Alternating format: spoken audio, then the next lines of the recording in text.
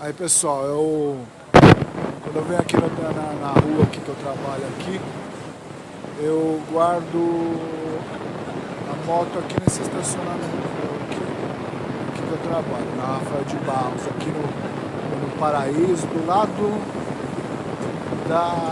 aqui da sorveteria Alaska, a mais antiga sorveteria que tem da cidade, já tem 100 anos, ó. Marcado até ali, ó.